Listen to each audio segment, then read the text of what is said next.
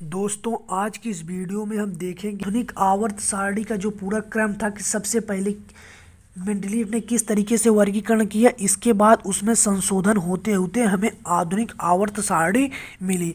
तो उन सभी के बारे में आज की इस वीडियो में देखेंगे। तो मैं वीडियो शुरू करने से पहले आपको बता दूं कि हम आज इस वीडियो में किस टॉपिक को देखेंगे। तो पहले तो हम देखेंगे मेंडलीव की आवर्त सारणी को क्या थी, इसके बाद उसके दोष देखेंगे और उनका उपयोग कहाँ किया गया या उस आधुनिक आवर्त सारणी से हमें क्या लाभ हुआ उसके बारे में देखेंगे। फिर डॉबे-राइनर का त्रिक सिद्धांत देखेंगे और उसमें कमी क्या थी उसे देखेंगे। इसके बाद हम देखेंगे न्यूलैंड का जो अष्टक नियम था वह क्या था और उसमें कमी क्या निकली जिसके कारण वह फेल हुआ। इसके बाद देखेंगे आधुनिक आवर्त सारणी क्या है। इसके बाद देखेंगे परमाणु क्रमांक और परमाणु द्रव्यमान क्या होता है। तो परमाणु क्रमांक परमाणु द्रव्यमान पहले देखेंगे, इसके बाद आधुनिक आवर्त सारणी को समझेंगे और इसके बाद इस आवर्त सारणी से रिलेटेड जितने भी बहुविकल्पी प्रश्न हैं उन सभी बहुविकल्पी प्रश्न को बहुत अच्छे से देखेंगे। तो बहुत बहुविकल्पी प्रश्न हैं तो उन सभी को इसी वीडियो में हम देखेंगे। तो चलिए हम वीडियो की अपने शुरुआत करते हैं मेंडलीव की आवर्त सारणी से। और जब हम आपको जो आधुनिक आवर्त सारणी से जितने रिलेटेड बहुविकल्पी प्रश्न हैं जब उनको बताएंगे तो उसे बताने से पहले एक बार मैं आपको इस पीरियाडिक टेबल को अच्छे से बताऊंगा कौन कैसे क्या है, ठीक है। शुरुआत में हमको पीरियाडिक टेबल इस रूप में नहीं मिला था, तो इसमें बहुत संशोधन हुआ, इसके बाद हमें इस रूप में मिला और इसी पीरियाडिक टेबल को हम आधुनिक आवर्त सारणी कहे। लेकिन शुरू में हमको इसी रूप में नहीं मिला था, तो शुरुआत से बहुत वैज्ञानिक ने अपना विचार दिया, इसके बाद इस रूप में मिला। तो चलिए पहले देखते हैं मेंडलीव का आवर्त नियम, क्योंकि जो वर्गीकरण हुआ सबसे पहले इन्होंने ही वर्गीकरण किया था। तो देखिए आपको अच्छे से समझ में आएगा, बस इस चीज़ को जान लीजिए। मेंडलीव ने आवर्त सारणी का निर्माण सबसे पहले किया। तत्वों के वर्गीकरण में इनका बहुत बड़ा योगदान है। तो जो मेंडलीव थे इन्होंने ही सबसे पहले वर्गीकरण किया था तत्वों का। तो इसीलिए भले इन्होंने गलत वर्गीकरण किया हो या सही किया हो, लेकिन इन्होंने पहले वर्गीकरण करके ये कॉन्सेप्ट दिया कि हाँ तत्वों को इस क्रम में या इस रूप में व्यवस्थित कर सकते हैं। तो इनका बहुत बड़ा योगदान रहा है इस आधुनिक आवर्त सारणी में। भले ही इन्होंने पहला जो अपना आवर्त नियम दिया था वह गलत था, उसमें बहुत कमी निकली, लेकिन ये जो कॉन्सेप्ट था यह इन्होंने ही दिया था मेंडलीव ने। तो देखिए इसीलिए इनका बहुत बड़ा योगदान माना जाता है मेंडलीव का आवर्त सारणी में। और मैं बता दूं मेंडलीव जो थे रसिया के वैज्ञानिक थे। इसके बाद देखिए इन्होंने क्या गलती की थी कि तत्वों के भौतिक और रासायनिक गुण उनके परमाणु भार के आवर्ती फलन होते हैं। तो जो मेंडलीव थे उन्होंने ये बताया था कि जो तत्वों के भौतिक और रासायनिक गुण होते हैं यह परमाणु भार के आवर्ती फलन होते हैं, यानी कि परमाणु भार के आवर्ती फलन होते हैं तत्वों के भौतिक और रासायनिक गुण, ठीक है। अब देखिए हमें देखते हैं कि इनके जो नियम था इनके नियम का क्या दोष था, मतलब मेंडलीव की आवर्त सारणी जो थी इनमें कमी क्या थी। तो देखिए इस आवर्त सारणी में हाइड्रोजन को उचित स्थान नहीं दिया गया। जैसे देख लीजिए जो ये हमारे पास पीरियाडिक टेबल है इसमें हाइड्रोजन को देखिए यहाँ पे एक पूरा स्थान दिया गया है ना, लेकिन मेंडलीव की आवर्त सारणी में हाइड्रोजन को मतलब स्थान नहीं दिया गया था, उचित स्थान नहीं दिया गया था। इसके बाद देखिए क्या है, परमाणु भार जो होते हैं कम परमाणु भार वाले तत्व को अधिक परमाणु भार वाले तत्व के बाद रखा गया। इसमें देखिए दूसरी सबसे बड़ी क्या कमी थी कि इसमें कम परमाणु भार वाले तत्वों को अधिक परमाणु भार वाले तत्वों के बाद रखा गया। इसका मतलब समझिए, जैसे इस समय जो हम पीरियाडिक टेबल देखते हैं इसमें क्या होता है, जैसे पहले कम परमाणु भार वाला तत्व रहता है, जैसे पहले कम परमाणु भार वाला, इसके बाद उससे ज़्यादा जिसका परमाणु भार, इसके बाद उससे ज़्यादा जिसका परमाणु भार, इसके बाद उससे ज़्यादा। तो पहले कम परमाणु भार, इसके बाद ज़्यादा, इसके बाद उससे ज़्यादा। लेकिन इन्होंने क्या किया था कि जैसे मान लीजिए कार्बन, ये क्या है बेरिलियम, जैसे देखिए यहाँ पे बेरिलियम है, बोरान है, कार्बन, नाइट्रोजन, ऑक्सीजन, तो सबसे कम इसका परमाणु भार है, इसके बाद इससे इससे ज़्यादा इसका है, इससे ज़्यादा इसका है, इससे ज़्यादा इसका है। तो इस तरीके से रखा गया, पहले कम, इसके बाद उससे ज़्यादा, इसके बाद उससे ज़्यादा। लेकिन इन्होंने क्या किया था कि पहले ज़्यादा वाले को रख दिया, इसके बाद कम वाले को किया। यानी जैसे मान लीजिए कार्बन को पहले कर दिया हो, इसके बाद बेरिलियम को किया हो। तो इस प्रकार से इन्होंने किया कि जैसे जिनका परमाणु भार कम था उनको पहले रख दिया, और जिनका परमाणु भार अधिक था उनको बाद में रखा। तो यह भी उनकी कमी निकली। इसके बाद देखिए तीसरा क्या है कि समान गुण वाले तत्वों को अलग अलग समूह में व असमान गुण वाले तत्वों को एक ही समूह में रखा गया। बात तो एक ही है कि जब आप समान गुण वाले तत्व को अलग जगह पे रख देंगे तब असमान गुण वाले तत्व तो एक ही में आ ही जाएंगे। जैसे इसका कहने का मतलब है कि जैसे इस समय जो पीरियाडिक टेबल होता है इसमें ये होता है कि जैसे आप किसी एक वर्ग का तत्व उठा लीजिए, ठीक है, तो इसका यदि आपको गुण मालूम है, प्रॉपर्टी मालूम है, तो इसी के आधार पे आप इन सब का पता कर सकते हैं। लेकिन इन्होंने क्या किया कि जैसे यदि मान लीजिए इन सभी तत्वों का गुण समान है, प्रॉपर्टी भौतिक और रासायनिक प्रॉपर्टी जो है समान है, तो इन्होंने क्या किया जैसे एल्युमिनियम को यहाँ रख दिया, टाइटेनियम को यहाँ ला कर रख दिया, इसके बाद जैसे मान लीजिए इस कैडमियम को यहाँ रख दिया हो। इस तरीके से इन्होंने कर दिया कि जैसे जो देखिए समान गुण वाले तत्व है ना, तो इन्होंने क्या किया समान गुण वाले तत्व को अलग अलग स्थान पर रख दिए। जैसे मान लीजिए यहाँ पे किसी को रख दिया हो, एल्युमिनियम को यहाँ पर रख दिया, नियान को यहाँ पर रख दिया, तो इस प्रकार से रख दिया। तो जब इस तत्व को जैसे समान गुण वाले तत्व को क्या हुआ अलग अलग स्थान में रख दिया, और एक समूह के जो तत्व थे वह अलग अलग गुण व्यक्त करने लगे। क्यों? क्योंकि जब समान गुण वाले तत्व को अलग अलग स्थान पर रख दिया गया तो जो किसी वर्ग का आप उठाएंगे एलिमेंट तो उनके गुण असमान होंगे ना, क्योंकि समान गुण वाले तत्व तो अलग अलग स्थान पर रख दिया तो इनके गुण जो हो गए असमान हो गए, तो यह भी इनकी कमी हो गई। हम पीरियाडिक टेबल का अध्ययन क्यों करते हैं? क्योंकि जिससे मतलब बहुत कम, जैसे हम मान लीजिए किसी एक वर्ग में किसी इसका जैसे कार्बन के जान गए तो इसी के आधार पे हम इन सब के गुण का पता लगा सके, जिससे हमें सरलता हो गुणों का अध्ययन करने में। इसीलिए तो हम पीरियाडिक टेबल पढ़ते हैं। तो इन्होंने क्या किया कि असमान गुण वाले तत्व को अलग अलग स्थान पर रख दिया। इसके बाद देखिए क्या हुआ, दुर्लभ मृदा तत्वों को तथा समस्थानिक को कोई स्थान नहीं दिया। और जैसे देखिए जो समस्थानिक होते हैं आइसोटोप्स होते हैं और दुर्लभ मृदा तत्व इनको इन्होंने मतलब पीरियाडिक टेबल में कोई स्थान नहीं दिया, तो यह भी इनकी एक कमी थी।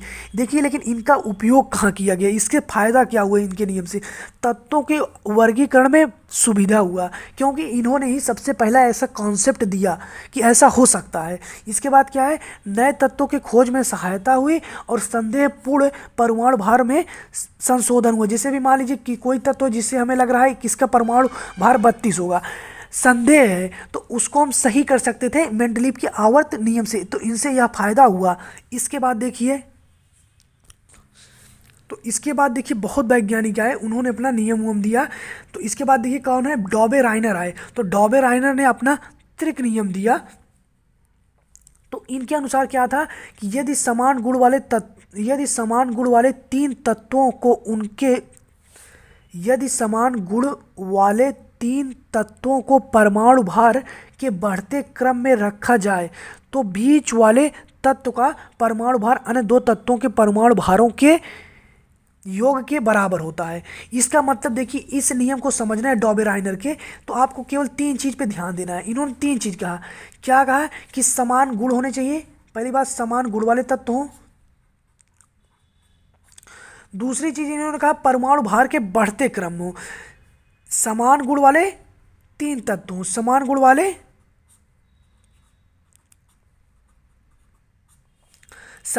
तीन तत्व हों। इसके बाद क्या इन्होंने कहा कि परमाणु भार के बढ़ते क्रम हो, जो परमाणु भार है इस परमाणु भार के बढ़ते क्रम में हो, ठीक है, परमाणु भार के बढ़ते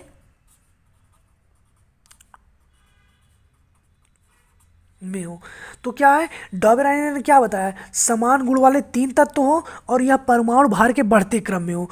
तो इसमें क्या होता है कि जब जो तीन तत्व होते हैं परमाणु भार के बढ़ते क्रम में, जैसे मान लीजिए यहाँ पे क्या है, लिथियम, सोडियम, पोटेशियम, ये क्या है समान गुण वाले तत्व हैं और तीन तत्व हैं। देखिए तीन शर्त आवश्यक है डॉबे-राइनर के नियम को समझने के लिए, तीन आवश्यक शर्त। पहला क्या है, समान गुण वाले तत्व हो, दूसरा क्या है, तीन तत्व हो, तीसरा क्या है, परमाणु भार के बढ़ते क्रम हो। तो देखिए यहाँ पे समान गुण वाले तत्व भी हैं, तीन तत्व आए और यह परमाणु भार के बढ़ते क्रम में, यानी कि डॉबे-राइनर के नियम को यह पूरी तरीके से पालन करते हैं। तो डॉबे-राइनर ने क्या बताया कि तीन तत्व जब रहते हैं तो जो पहला तत्व है और तीसरा तत्व, इन पहले और तीसरे तत्व के जब योग करते हैं और इसको दो से डिवाइड कर देते हैं तो जो हमें परमाणु भार प्राप्त होता है वह बीच वाले तत्व का परमाणु भार होता है। तो इनके अनुसार जैसे लिथियम है और सोडियम है और पोटेशियम है, तो इसमें पहले और तीसरे तत्व का योग कर दी, पहले और तीसरे तत्व के परमाणु भार का योग कर दीजिए। पहले और तीसरे तत्व के परमाणु भारों का योग करके दो से डिवाइड करेंगे तो जो हमें प्राप्त होता है वही सोडियम का परमाणु भार होता है, और यह सही भी निकला। जैसे देखिए लिथियम और पोटेशियम, लिथियम का होता है परमाणु भार 7 और पोटेशियम का होता है 39, हो गया 46, और जब दो से डिवाइड करेंगे 23 हमें प्राप्त होता है, और 23 सोडियम का परमाणु भार होता भी है। इसके बाद इसी तरीके से आप क्लोरीन, ब्रोमीन, आयोडीन का भी आप ज्ञात कर सकते हैं और सही आएगा। लेकिन सबसे बड़ी बात यह निकली कि इस तरीके से हम सभी तत्वों को नहीं मतलब परमाणु भार ज्ञात कर सकते हैं। जैसे देखिए 100 उस समय 118 तत्व ज्ञात नहीं थे, लेकिन जितने भी तत्व ज्ञात थे उनका भी इस मतलब नियम से पूरी तरीके से परमाणु भार ज्ञात नहीं किया जा सकता था, तो इसीलिए यह फेल हो गया। बाकी आप समझ गए होंगे डॉबे-राइनर नियम क्या है। समान गुण वाले तीन तत्व होने चाहिए और परमाणु भार के बढ़ते क्रम में, पहले और तीसरे का योग करके दो से डिवाइड करेंगे तो जो प्राप्त होगा वो बीच वाले तत्व का परमाणु भार होता है। तो यही है इस नियम की कमी कि सभी तत्वों को इसी रूप में नहीं व्यवस्थित कर सकते हैं। इसके बाद देखिए न्यूलैंड का अष्टक नियम क्या है।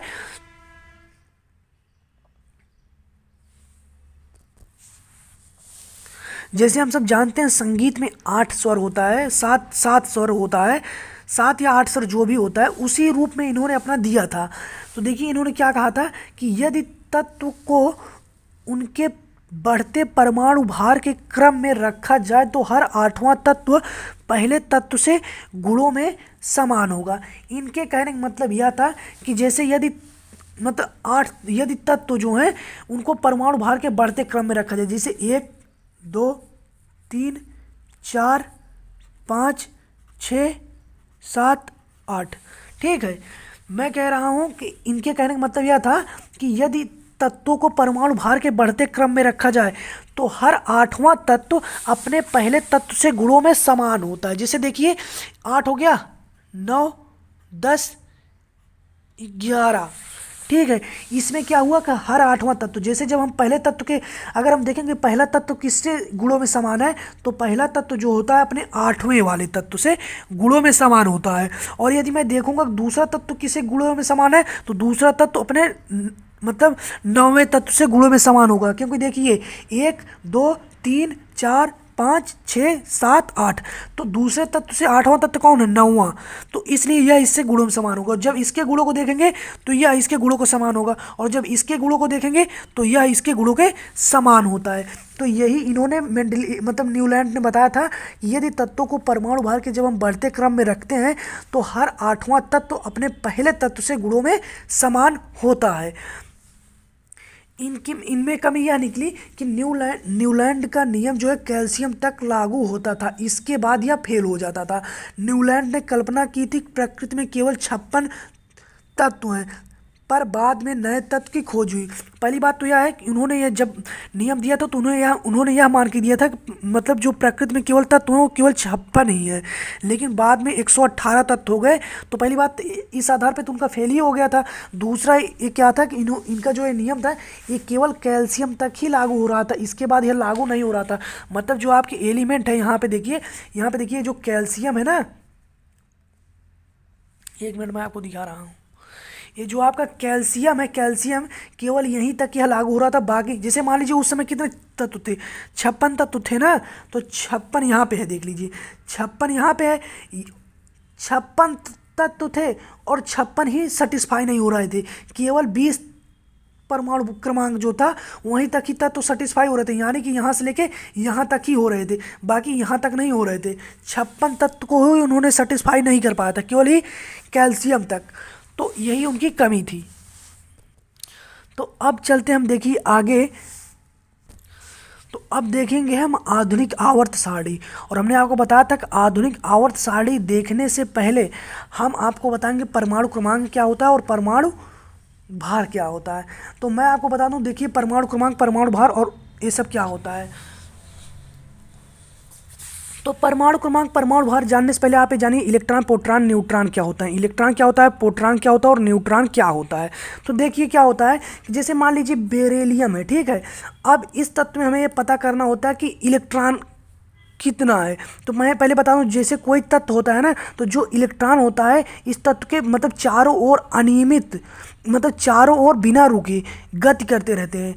चारों ओर बिना रुके लगातार गति करते रहते हैं। कौन? इलेक्ट्रॉन होते हैं, ठीक है। और जो प्रोटॉन और न्यूट्रॉन होता है, प्रोटॉन और न्यूट्रॉन यह इस तत्व के नाभिक में स्थित होते हैं। प्रोटॉन और न्यूट्रॉन जो होते हैं किसी भी तत्व के नाभिक में होता है, प्रोटॉन और न्यूट्रॉन। और मैं आपको बता दूं कि जैसे आपने कहा परमाणु क्रमांक किसे कहते हैं, तो मैं आपसे यही बता रहा हूं। देखिए कोई भी तत्व हो, जिस तत्व में जितना परमाणु जिस तत्व में जितना प्रोटॉन होता है वही उसका परमाणु क्रमांक होगा। जैसे मान लीजिए बेरिलियम में 4 प्रोटॉन है, बेरिलियम में 4 प्रोटॉन है, तो इसका परमाणु क्रमांक कितना हो जाएगा? 4। तो देखिए यही तो मैं यहाँ पे लिखा हूँ कि नाभिक में उपस्थित प्रोटॉन की संख्या ही जेड है। जेड मतलब क्या है? परमाणु क्रमांक। नाभिक में उपस्थित प्रोटॉन की संख्या ही परमाणु क्रमांक है, यानी जितना नाभिक में प्रोटॉन उपस्थित होगा उतना ही परमाणु क्रमांक होगा। इसके बाद अब देखते हैं परमाणु द्रव्यमान। देख लीजिए क्या होता है परमाणु द्रव्यमान, क्या होता है अब हम इसे देख लेते हैं। तो देख लीजिए परमाणु द्रव्यमान क्या होता है। किसी तत्व के नाभिक में उपस्थित प्रोटॉन व न्यूट्रॉन की संख्या को परमाणु द्रव्यमान या द्रव्यमान संख्या कहते हैं। तो आप कहने के लिए परमाणु द्रव्यमान भी कह सकते हैं, द्रव्यमान संख्या भी कह सकते हैं और परमाणु भार भी कह सकते हैं, ठीक है। और हम आपको बता दें परमाणु द्रव्यमान या द्रव्यमान संख्या क्या होता है। एक बार फिर से देखिए, नाभिक में जितना प्रोटॉन और न्यूट्रॉन उपस्थित होता है इनको जब हम जोड़ते हैं जो प्राप्त होता है वही परमाणु द्रव्यमान होता है। परमाणु क्रमांक क्या होता है? जितना प्रोटॉन उपस्थित रहेगा। परमाणु द्रव्यमान क्या होगा? प्रोटॉन और न्यूट्रॉन की योग हो, ठीक है। अब देखिए हम देखते हैं आधुनिक आवर्त सारणी। तो आधुनिक आवर्त सारणी बताने से पहले मैं आपको बता दूं थोड़ा सा पीरियोडिक टेबल के बारे में बेसिक चीज़। जैसे देखिए हमारा जो पीरियोडिक टेबल है ये टोटल इसमें 4 ब्लॉक हैं, S block, P block, D block, F block. तो मैं आपको बता दूं एस ब्लॉक जो है, ये जो दोनों हैं तत्व है ना, 1 मिनट रुक जाइए, ये जो दोनों वर्ग हैं इनको हम यस ब्लॉक कहते हैं, ठीक है। और यह जो पूरा है यहाँ से लेके यहाँ तक इसको हम डी, तो देखिए इसको हम डी ब्लॉक कहते हैं। इसको हम कहेंगे यस ब्लॉक, इसको हम कहेंगे डी ब्लॉक और इसको हम कहते हैं पी ब्लॉक और इसको कहते हैं हम एफ ब्लॉक, ठीक है। तो मैं आपको बता दूं जो यस ब्लॉक होता है इसका जो पहला वर्ग है इसको हम कहते हैं मृदा धातु और इसके कहते हैं हम क्षारीय मृदा धातु, ठीक है। डी ब्लॉक के तत्वों को हम संक्रमण तत्व भी कहते हैं। डी ब्लॉक के तत्व को हम संक्रमण तत्व कहते हैं और इसमें जितने भी तत्व हैं सभी धातु होते हैं डी ब्लॉक के, ठीक है। और ये देखिए पी ब्लॉक है और जो पी ब्लॉक का जो लास्ट वाला वर्ग है यानी कि 18वां वर्ग, इसको हम अक्रिय गैस कहते हैं या हम इनर्ट गैस कहते हैं या नोबेल गैस कहते हैं, जो भी कह लीजिए, इसका बहुत नाम है, अक्रिय gas, noble gas, inert gas, निष्क्रिय गैस। तो ये इससे हम कहते हैं, ठीक है। अक्रिय गैस के नाम से इसे ज़्यादा जाना जाता है, अक्रिय और नोबेल गैस के, तो इसका नाम आप जान लीजिए, ठीक है। और यह अस्थाई होते हैं। इसके बाद देखिए यह होता है हैलोजन। यह हैलोजन, वो इस हैलोजन तत्व इसे कहते हैं, ठीक है। इसके बाद देखिए क्या है, बस इतना जान लीजिए कि इसे क्षारीय, इसे मृदा धातु, इसे क्षारीय मृदा धातु, ये डी ब्लॉक तत्व, इसे संक्रमण तत्व भी कहते हैं। इसके बाद देखिए पी ब्लॉक, इसे अक्रिय नोबेल गैस भी कहते हैं, इसको हैलोजन तत्व इसके तत्वों को कहते हैं। इसके बाद देखिए जो यह ब्लॉक है इसको हम 2 रूप में डिवाइड किए हैं, एक होता है लेंथेनाइड, एक होता है एक्टिनाइड। इसमें ज़्यादातर तत्व जो होते हैं रेडियो एक्टिव होते हैं। यूरेनियम का नाम आपने सुना होगा, तो यूरेनियम जो है देखिए यहाँ पे स्थित है, यह भी यह ब्लॉक का ही तत्व होता है। अब इसमें रेडियो एक्टिव तत्व ज़्यादा होते हैं। तो अब थोड़ा सा आप समझ गए होंगे कि यस ब्लॉक क्या है, पी ब्लॉक क्या है, डी क्या है, एफ क्या है। तो अब चलिए हम देखते हैं अपना क्वेश्चन इससे रिलेटेड। अब देखिए आधुनिक आवर्त सारणी। तो देखिए आधुनिक आवर्त सारणी में जो है तत्वों के भौतिक और रासायनिक गुण जो हैं इनके परमाणु क्रमांक के आवर्ती फलन होते हैं। इसकी सबसे बड़ी बात यही है कि जो तत्वों के आधुनिक आवर्त सारणी है, आधुनिक आवर्त सारणी को यह बताया गया कि तत्वों के जो भौतिक और रासायनिक गुण होते हैं यह परमाणु क्रमांक के आवर्ती फलन होते हैं। और यही कमी निकल रही थी मेंडलीव में, क्योंकि उन्होंने कहा था तत्वों के भौतिक और रासायनिक गुण परमाणु भार के आवर्ती फलन होते हैं, यही गलती थी। और इसमें क्या कहा गया कि परमाणु क्रमांक की। तो हम आपको बता दें अभी तक टोटल जो ज्ञात तत्व हैं वह 118 है, जिसमें से 91 धातु हैं। टोटल 118 तत्व ज्ञात हैं, जिसमें से 91 तत्व धातु है, 27 तत्व अधातु हैं। बहुत लोग कहते हैं कि धातु के याद करने की ट्रिक क्या है, तो मैं कह रहा हूँ 27 को याद कर लीजिए, इसके बाद जो बचे वो सब धातु हैं। हो सकता है मैं इस पर एक वीडियो जरूर बनाऊंगा कि धातु अधातु की पहचान कैसे करें। तो ठीक है, ये हो गया। इसके बाद देखिए मैं आपको बताऊं अधिक मात्रा में पाए जाने वाला तत्व कौन है। जब ये पूछा जाएगा कि अधिक मात्रा में कौन सा तत्व पाया जाता है, तब आपका राइट आंसर होता है ऑक्सीजन। लेकिन जब यह पूछ लिया जाता है कि पृथ्वी पर सबसे अधिक मात्रा में पाए जाने वाला धातु कौन है, तब आपका हो जाता है आंसर एल्युमिनियम, जो कि शायद 8.2%। एक मिनट रुक जाइए। एल्युमिनियम जो है शायद 8.2% पाया जाता है पृथ्वी पर, जो कि धातु है। तो सबसे अधिक मात्रा में पाया जाने वाला धातु जो है एल्युमिनियम है। सबसे हल्का तत्व कौन होता है, हाइड्रोजन होता है। मैं आपको बता दूं जिसका परमाणु क्रमांक सबसे कम वह सबसे हल्का, जिसका परमाणु क्रमांक सबसे ज़्यादा वह सबसे भारी। इसके बाद देखिए सबसे हल्की धातु कौन है, तो लिथियम जो है सबसे हल्की धातु है। अब इसके बाद चलिए देखते हैं हम आगे।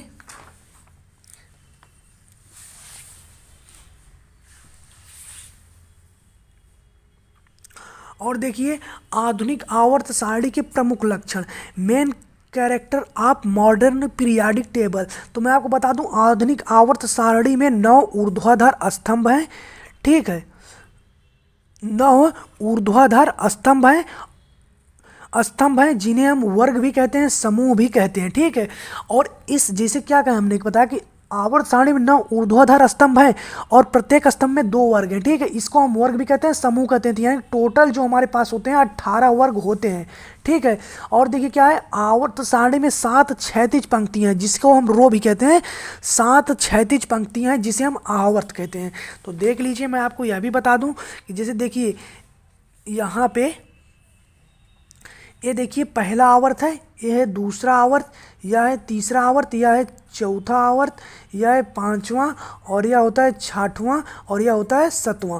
मैं आपको बता दूं सातवां पूरी तरीके से भरा नहीं होता है। ठीक है, तो ये देखिए पहला आवर्त है, दूसरा, तीसरा, चौथा, पांचवा, छठवां, सातवां, और इसमें टोटल 18 वर्ग होते हैं। ये तो 7 आवर्त हो गया, इसे हम कहेंगे 7 आवर्त, जो इस तरीके से होते हैं क्षैतिज में। ठीक है, इसके बाद देखिए ये 18 वर्ग होते हैं। एक जैसे देखिए 1 वर्ग, 2 वर्ग, 3 वर्ग, 4, देखिए 1 वर्ग, 2 वर्ग, यहाँ तक आप देखते जाइए। बस ये देखिए एक यहाँ पे है, 2, 3, 4, 5, 6, 7, 8, 9, 10, 11, 12, 13, 14, 15, 16, 17, 18। तो टोटल 18 वर्ग होते हैं जो इस तरीके से होते हैं। ठीक है, और आवर्त इस तरीके से होते हैं, बस आप यही जान लीजिए। ठीक है,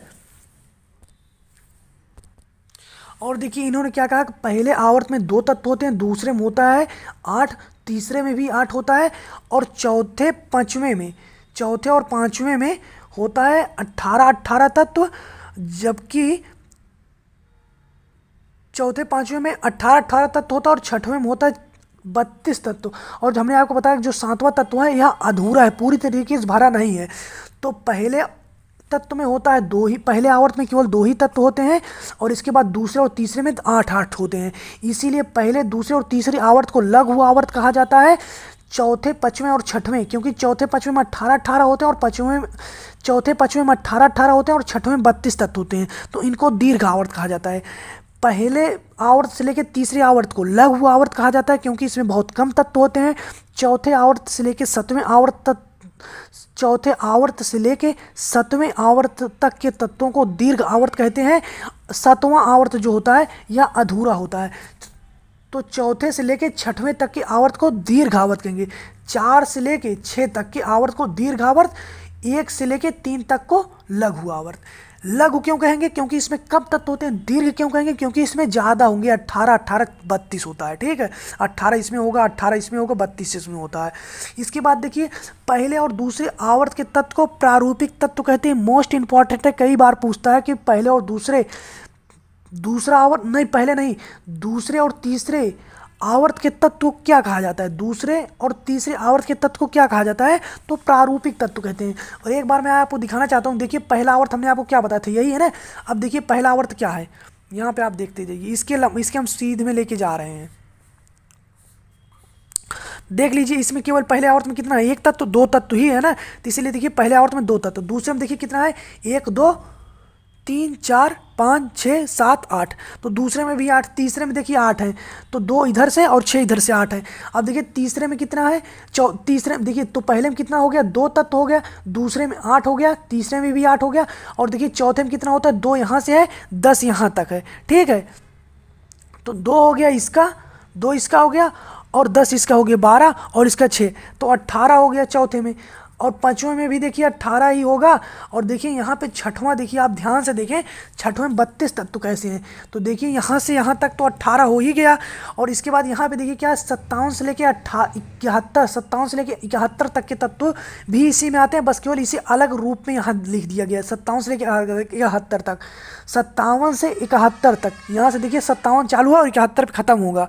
और फिर यहाँ देखिए 89 से चालू 103 पे खत्म है, उस तत्व को यहाँ पे ला के रख दिए गए। बाकी वो तत्व इसी में आते हैं, तो इनको जोड़ दिया जाता है, 32 32 इधर हो जाते हैं, इधर 32 हो जाएगा। और यह पूरी तरीके से भरा नहीं है, तो इसीलिए इसमें 32 नहीं होता है पूरी तरीके से, ठीक है। तो ये भी आप चीज़ समझ गए होंगे। और मैं आपको पहले बता दूँ, दूसरे आवर्त और तीसरे आवर्त के तत्व को प्रारूपिक तत्व कहते हैं,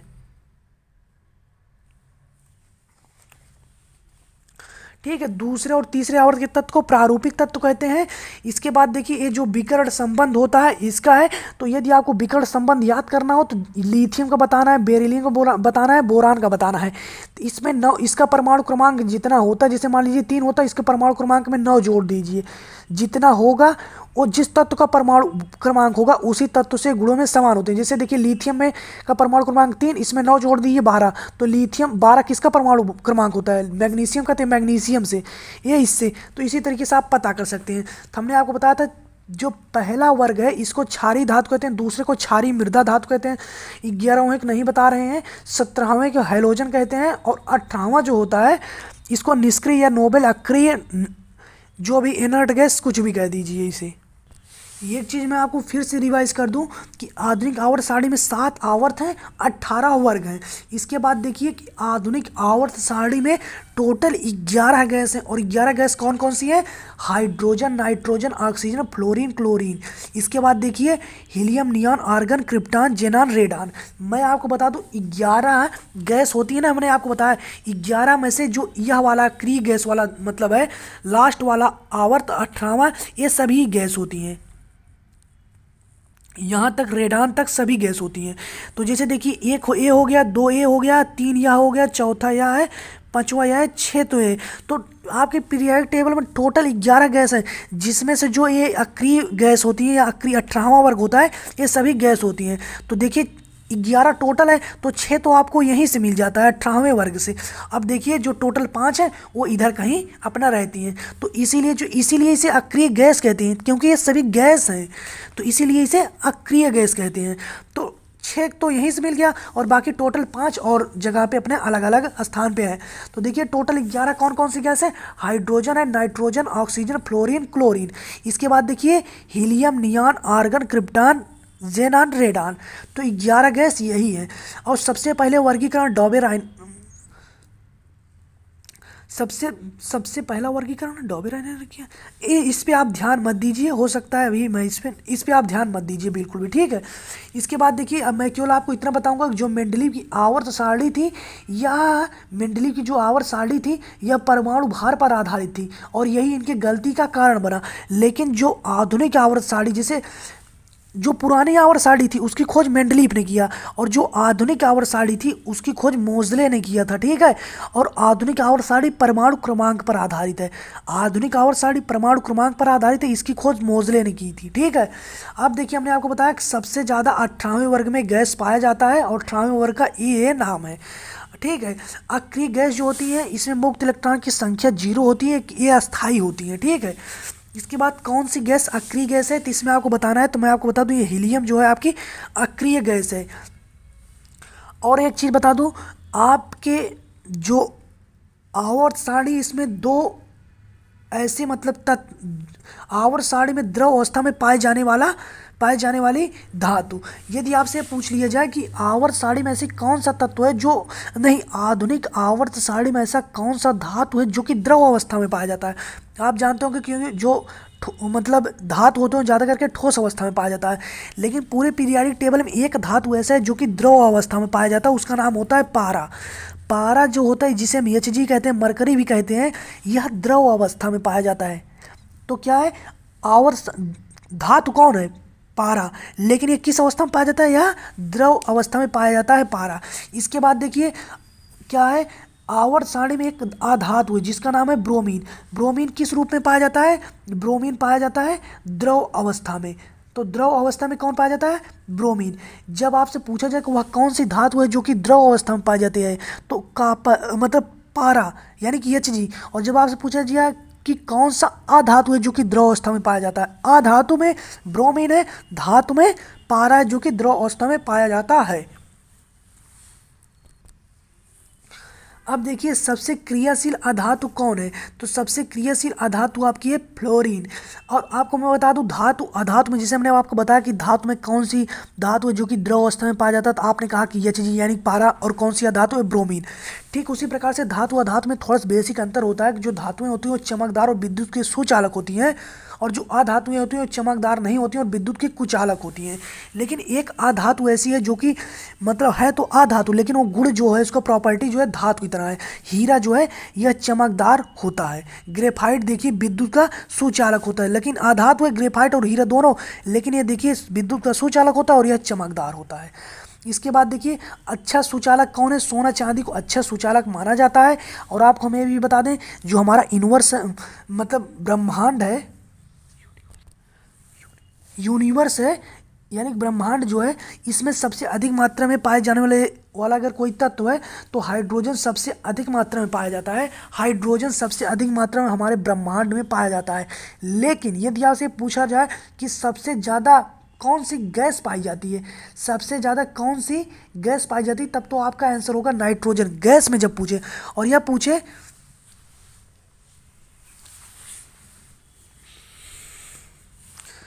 तो मैं आपसे क्या बता रहा हूँ, ब्रह्मांड में सबसे अधिक मात्रा में पाए जाने वाला तत्व तो कौन है, हाइड्रोजन। लेकिन जब आपसे पूछे कि वायुमंडल में सबसे अधिक कौन सी गैस पाई जाती है, तो नाइट्रोजन।